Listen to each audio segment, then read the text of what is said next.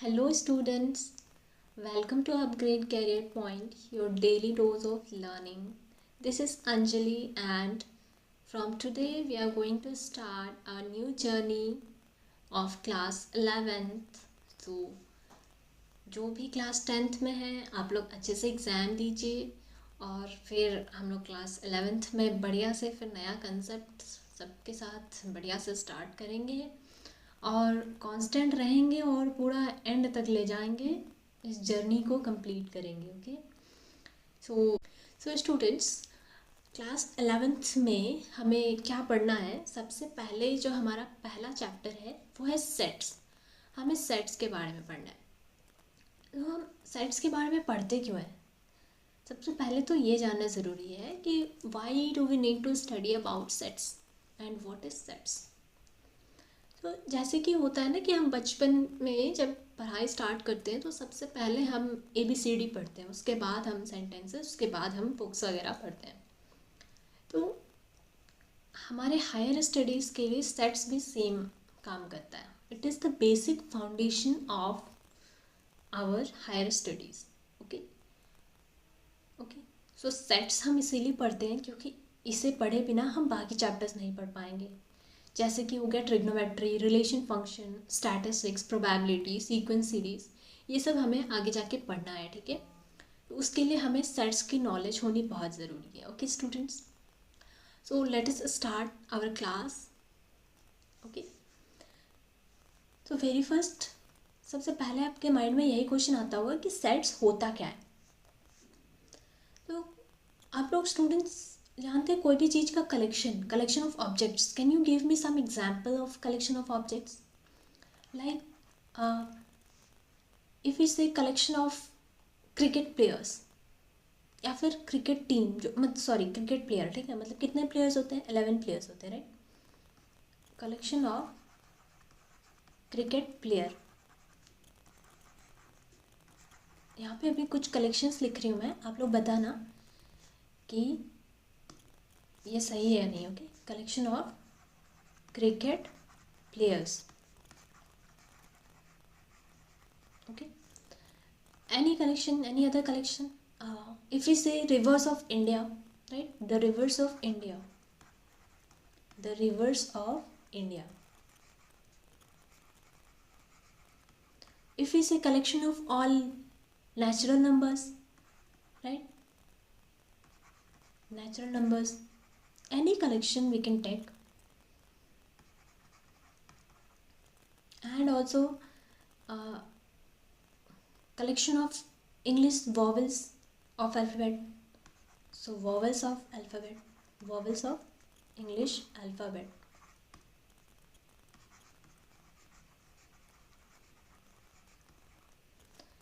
Okay, अब कुछ और कलेक्शंस लिखते हैं हम लोग. Like collection of 10 best singers, 10 best singers, right. और कुछ best books, best books, right. Okay, any other collection you can take if you like. Best singers, right. So students, ये बताइए कि this collection and this collection, इन दोनों में फ़र्क क्या है? What is the difference? You can observe that the difference is, यहाँ पे जो कलेक्शन है वो हमारा फिक्स्ड है. फिक्स्ड है ना, जैसे कि क्रिकेट प्लेयर्स कितने होते हैं? 11 प्लेयर्स होते हैं टोटल, ना 11 से कम ना 11 से ज़्यादा. Total reverse of India, reverse of India जितने भी होंगे कुछ फाइनाइट ही होंगे, फाइनाइट ही होंगे. And also reverse of India है वो किसी और कंट्री के रिवर नहीं हो सकते, right. Like river Nile, the Nile river does not belong to rivers of India, right. So this is also fixed. Natural numbers starts from 1, 2, so on up to infinity. This is also fixed. Change नहीं हो सकता, right. Natural numbers हमेशा यही रहेगा, चाहे आप बोलो, चाहे हम बोले, चाहे कोई और भी बोले. डिफाइंड है ये. Okay, English alphabets, it is A, E, I, O, U. Fixed है vowel. There are only 5 vowels in this universe for all, for everyone. This is not going to change, right? So this is fixed. अब यहाँ पे आते हैं students, collection of 10 best singers. अगर हम आपसे पूछें कि 10 बेस्ट सिंगर्स का नाम बताइए और वहीं पे हम आपके फ्रेंड से पूछें, तो डेफिनेटली दोनों में सारे सिंगर्स के नाम तो सेम नहीं होंगे, है ना, कुछ तो अलग होंगे, right? So this is not fixed. These are fixed and this is not fixed. Okay, not fixed. Okay, best books, this is also vary from person to person, and best, this is repeated, best singers. In place of this we can take 10 best foods, right? Okay, so various people like different foods, right? So this is also not fixed. So from this हमें क्या समझ में आता है कि sets क्या है. Sets collection तो है, इतना तो हमें पता चल गया कि sets is collection of some objects. But वो कलेक्शन किस टाइप का होना चाहिए? वो कलेक्शन फिक्स्ड होना चाहिए, राइट? हम किसी के लिए भी पूछें वो कलेक्शन सेम ही होना चाहिए. तो वैसे को हम कैसे डिफाइन करते हैं? वैसे कलेक्शंस को इज द कलेक्शन ऑफ, यहाँ पे एक वर्ड हम लोग लिखते हैं well defined. The collection of well defined objects is called word sets. Okay, well defined objects is called sets. Okay, so यहाँ पे हम सेट्स को समझ पा रहे हैं. सेट्स क्या होता है? कोई भी चीज़ जो कि वेल डिफाइंड है इस यूनिवर्स में, उसके कलेक्शन को हम लोग सेट्स कहते हैं. ओके, नाउ अब हम लोग आ जाते हैं रिप्रेजेंटेशन ऑफ सेट्स में. रिप्रेजेंट कैसे करते हैं हम लोग सेट्स को? सबसे पहले इसका नोटेशन देख लेते हैं, उसके बाद हम लोग इसका रिप्रेजेंटेशन भी देख लेंगे. ओके, तो नोटेशन क्या होगा? सेट्स को हम लोग कैपिटल लेटर में रिप्रेजेंट करते हैं, ठीक है? Like A is equal to, और उसको लिखते हैं हमेशा कर्ली ब्रेसेस के अंदर. Okay, like 1, 2, 3, 4 and 5. What I have written it here is nothing but collection of natural numbers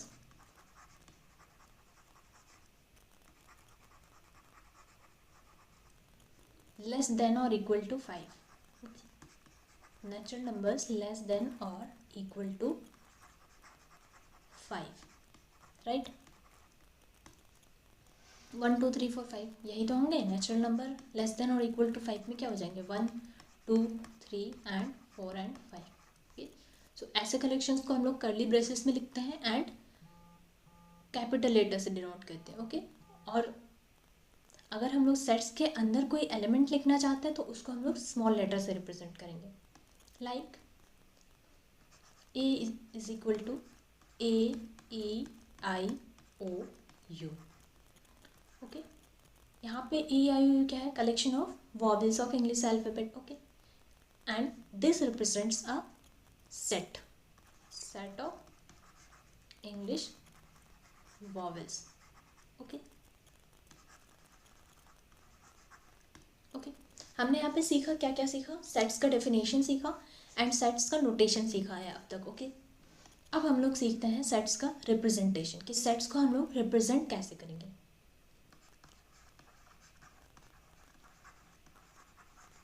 representation of sets.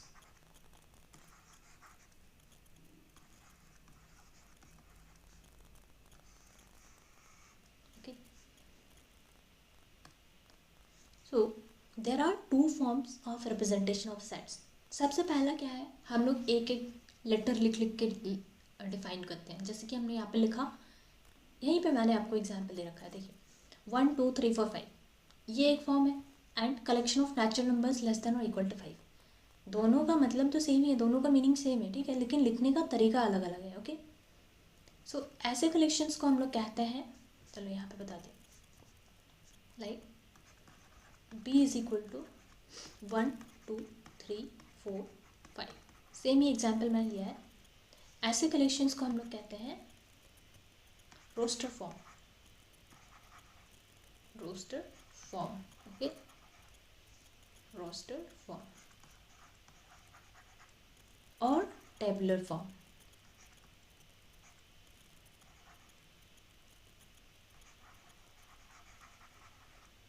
Roster form या फिर टेबुलर फॉर्म से हम लोग रिप्रेजेंट करते हैं जब हम लोग नंबर्स एलिमेंट्स को लिस्ट आउट करते हैं, ओके। एंड दूसरा रिप्रेजेंटेशन है हमारा set builder form, like x such that x is less than equal to 5 where x belongs to n, okay. So this representation is known as nothing but set builder form, okay, set builder form.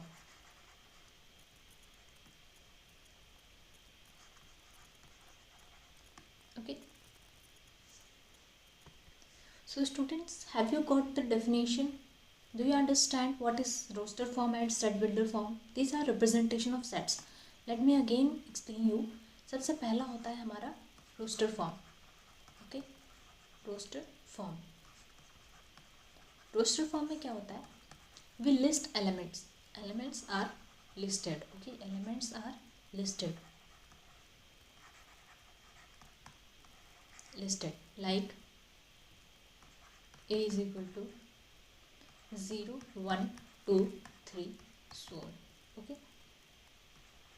ये 3 dots का मतलब है कि ये चलता जा रहा है, continuous, okay. And second is what?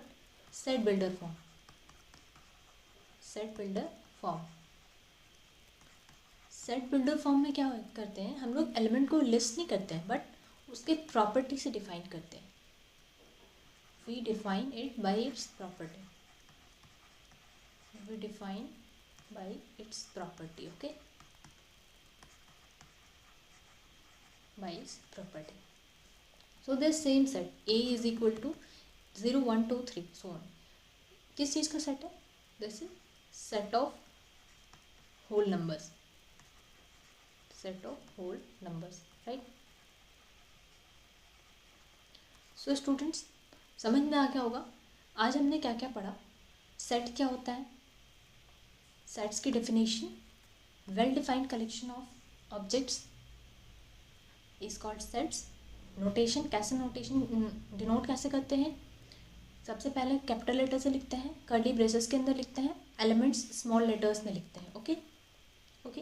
Then representation of sets में हम लोग रोस्टर फॉर्म पढ़ते हैं एंड सेट बिल्डर फॉर्म पढ़ते हैं.